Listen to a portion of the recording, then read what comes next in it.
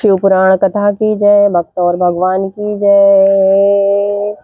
तो हम इस अध्याय का 13वां अध्याय जो रुद्र संहिता का है और ये शती खंड है और ये आज प्रदोष का अवसर है, शनि प्रदोष है। शनि प्रदोष जो है आपके शत्रुओं को नाश करने वाला माना जाता है।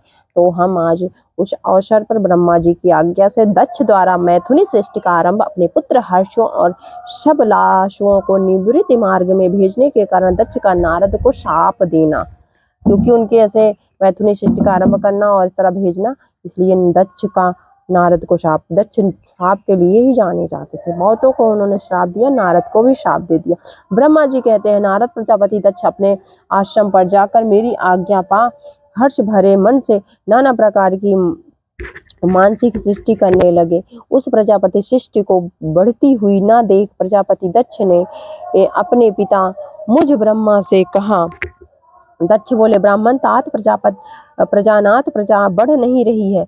प्रभु, मैंने जितने जीवों की सृष्टि की थी वे सब उतने ही रह गए। प्रजानाथ, मैं क्या करूं? जिस उपाय से ये जीव अपने आप बढ़ने लगे वह मुझे बताइए, तदनुसार मैं प्रजा की सृष्टि करूंगा, इसमें संशय नहीं है। ब्रह्मा जी ने मैंने कहा, तात प्रजापति दक्ष, मेरी उत्तम बात सुनो और उसके अनुसार कार्य करो। सुरश्रेष्ठ भगवान शिव तुम्हारा कल्याण करेंगे। प्रजेश प्रजापति पंचानन बीरण की जो परम सुंदरी पुत्री अस्किनी है उसे तुम पत्नी रूप से ग्रहण करो। स्त्री के साथ मैथुन धर्म का आश्रय ले तुम पुनः इस प्रजा सर्ग को बढ़ाओ। अस्किनी जैसी कामिनी के गर्भ से तुम बहुत सी संतानें उत्पन्न कर सकोगे। तदंतर मैथुन धर्म से प्रजा की उत्पत्ति करने के उद्देश्य से प्रजापति दक्ष ने मेरी आज्ञा के अनुसार बीरण प्रजापति की पुत्री के साथ विवाह किया। अपनी पत्नी बीरणी के गर्भ से प्रजापति दक्ष ने 10,000 पुत्र उत्पन्न किए जो हर्ष कहलाए। मुने, वे सब के सब पुत्र समान धर्म का आचरण करने वाले हुए पिता की भक्ति में तत्पर रहकर वे सदा वैदिक मार्ग पर ही चलते थे।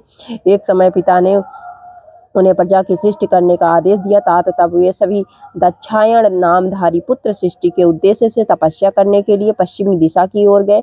वहां नारायण सर नाम का परम पावन तीर्थ है, जहां दिव्य सिंधु नदी और नद और समुद्र का संगम हुआ है। उस तीर्थ जल का ही निकट से स्पर्श करते उनका अंतःकरण शुद्ध एवं ज्ञान से संपन्न हो गया। उनकी आंतरिक मल राशि धुल गई और वे परमहंस धर्म में स्थित हो गए। दक्ष के वे सभी पुत्र पिता के आदेश में बंधे हुए थे, अतः मन को सुस्थिर करके प्रजा की वृद्धि के लिए वहां तप करने लगे। वे सभी तत्पुरुषों में श्रेष्ठ थे। नारद, जब तुम्हें पता लगा कि हर्षगण सृष्टि के लिए तपस्या कर रहे हैं, तब भगवान लक्ष्मीपति के हार्दिक अभिप्राय को जानकर तुम स्वयं उनके पास गए और आदर पूर्वक यूं बोले, दक्ष पुत्र हर्षगण, तुम लोग पृथ्वी का अंत देखे बिना सृष्टि रचना करने के लिए कैसे उद्यत हो गए? ब्रह्मा जी कहते हैं, नारद हर्ष और आलस्य से दूर रहने वाले थे और जन्म काल से ही बड़े बुद्धिमान थे। वे सब के सब तुम्हारा उपयुक्त कथन सुनकर स्वयं उस पर विचार करने लगे। उन्होंने यह विचार किया कि जो उत्तम शास्त्र रूपी पिता के निवृत्त परक आदेश को नहीं समझता, वह केवल रज आदि गुणों पर विश्वास करने वाला पुरुष सृष्टि निर्माण का कार्य कैसे आरंभ कर सकता है? ऐसा निश्चय करके वे उत्तम बुद्धि और एक चित्त वाले दक्ष कुमार नारद को प्रणाम और उनका परिक्रमा करके ऐसे पथ पर चले गए जहां जाकर कोई वापस नहीं लौटता है। नारद, तुम भगवान शंकर के मन हो और मुने, तुम समस्त लोकों में अकेले विचरा करते हो। तुम्हारे मन में कोई विकार नहीं है, क्योंकि तुम सदा महेश्वर की मनोवृत्ति के अनुसार ही कार्य करते हो। जब बहुत समय बीत गया तब मेरे पुत्र प्रजापति दक्ष को यह पता लगा कि मेरे सभी पुत्र नारद से शिक्षा पाकर नष्ट हो गए, मेरे हाथ से निकल गए। इससे उन्हें बड़ा दुख हुआ। वे बार बार कहने लगे, उत्तम संतानों का पिता होना शोक का ही स्थान है, क्योंकि श्रेष्ठ पुत्रों के बिछुड़ जाने से पिता को बड़ा कष्ट होता है। शिव की माया से मोहित होने से दक्ष को पुत्र वियोग के कारण बहुत शोक होने लगा। तब मैंने आकर अपने बेटे दक्ष को बड़े प्रेम से समझाया और सांत्वना दी। दैव का विधान प्रबल होता है इत्यादि बातें बताकर उनको मन को शांत किया। मेरे सांत्वना देने पर दक्ष पुनः पंचकन्या अश्विनी के गर्भ से शबलाश नाम के एक सहस्त्र पुत्र उत्पन्न किए। पिता का आदेश पाकर वे पुत्र भी प्रजा सृष्टि के लिए दृढ़तापूर्वक प्रतिज्ञा पालन का नियम ले उसी स्थान पर गए जहां उनके सिद्धि को प्राप्त हुए बड़े भाई गए थे। नारायण सरोवर के जल का स्पर्श होने मात्र से उनके सारे पाप नष्ट हो गए, अंतःकरण में शुद्ध आ गई और वे उत्तम व्रत के पालक सब लाश्व ब्रह्म प्रणव का जप करते हुए वहां बड़ी भारी तपस्या करने लगे। उन्हें प्रजा सृष्टि के लिए उद्यत जाने तुम पुनः पहले की ही भांति ईश्वरी गति का स्मरण करते हुए उनके पास गए, मतलब नारद गए और वही बात कहने लगे जो उनके भाइयों से पहले कह चुके थे। मुने, तुम्हारा दर्शन अमोघ है, इसलिए तुमने उनको भी भाइयों का ही मार्ग दिखाया, तो वे भाइयों के ही पथ पर ऊर्ध्वगति को प्राप्त हुए। उसी समय प्रजापति दक्ष को बहुत से उत्पाद दिखाई दिए। इससे मेरे पुत्र दक्ष को बड़ा विस्मय हुआ और वे मन ही मन दुखी हुए। फिर उन्होंने पूर्ववत तुम्हारी ही करतूत से अपने पुत्रों का नाश हुआ सुना। इससे उन्हें बड़ा आश्चर्य हुआ। वे पुत्र शोक से मूर्छित हो अत्यंत कष्ट का अनुभव करने लगे। फिर दक्ष ने तुम पर बड़ा क्रोध किया और कहा, यह नारद बड़ा दुष्ट है। दयावश उसी समय तुम दक्ष पर अनुग्रह करने के लिए वहां आ पहुंचे। तुम्हें देखते ही शोकावेश से युक्त हुए दक्ष के होठ रोष से फड़कने लगे। तुम्हें सामने पाकर वे धिक्कारने और निंदा करने लगे। दक्ष ने कहा, ओ नीच, तुमने यह क्या किया? तुमने झूठ मूठ साधुओं बाना पहन रखा है। इसी के द्वारा ठग कर हमारे भोले भाले बालकों को जो तुमने भिक्षुओं का मार्ग दिखाया है, यह अच्छा नहीं किया। तुम निर्दय और शठ हो, इसलिए तुमने हमारे इन बालकों के जो अभी ऋषि ऋण ऋण देव ऋण और पितृ ऋण से मुक्त नहीं हो पाए थे, लोक और परलोक दोनों के श्रेय का नाश कर डाला।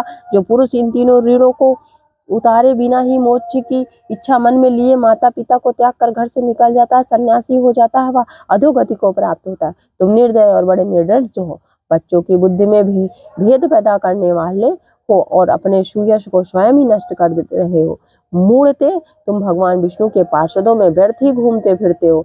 अधमामम, तुमने बारंबार मेरा अमंगल किया है, अतः आज से तीनों लोकों में विचरते हुए तुम्हारा पैर कहीं स्थिर नहीं रहेगा, अथवा कहीं भी तुम ठहरने के लिए सुस्थिर ठौर ठिकाना नहीं मिलेगा। नारद, यद्यप तुम साधु पुरुषों द्वारा सम्मानित हो, तथापि उस समय दक्ष ने शोकवश तुम्हें वैसा शाप दे दिया। वे ईश्वर की इच्छा को नहीं समझ सके। शिव की माया ने उन्हें अत्यंत मोहित कर दिया था। मुने, तुमने उस शाप को चुपचाप ग्रहण कर लिया और अपने चित्त में विकार नहीं आने दिया। यही ब्रह्म भाव है। ईश्वर कोटि के महात्मा पुरुष स्वयं शाप को मिटा देने में समर्थ होने पर भी उसे सह लेते हैं। इस प्रकार शिव पुराण की रुद्र संहिता का सती खंड का 13वां अध्याय संपूर्ण हुआ। शिव जी की कृपा से प्रदोष के व्रत के अवसर पर ये कथा मैंने आपको सुनी और खुद श्रवण की, सुनी और सुनने और सुनाने वालों की सभी को शिव जी की कृपा प्राप्त हो। हर हर महादेव। जय श्री राम। सीताराम सीताराम। शिव पुराण कथा की जय। भक्त और भगवान की जय। श्री राम जय पार्वती पते। हर हर महादेव। भक्त और भगवान की जय। शिव पुराण कथा की जय। सभी चीजों को ग्रहण करें। सभी हमारी पूजा अर्चना आराधना से यथाशक्ति तथा भक्ति सारा को ग्रहण करें। शिव जी सब ग्रहण करें, हमें कृतार्थ करे, धन्य करे। महादेव आपको साष्टांग प्रणाम।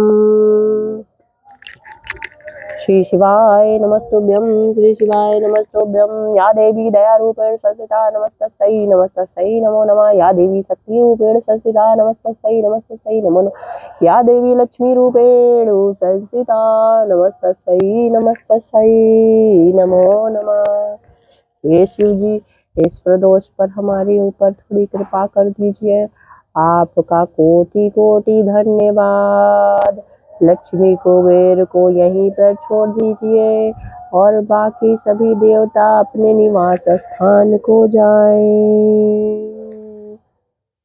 श्री शिवाय नमस्तुभ्यं।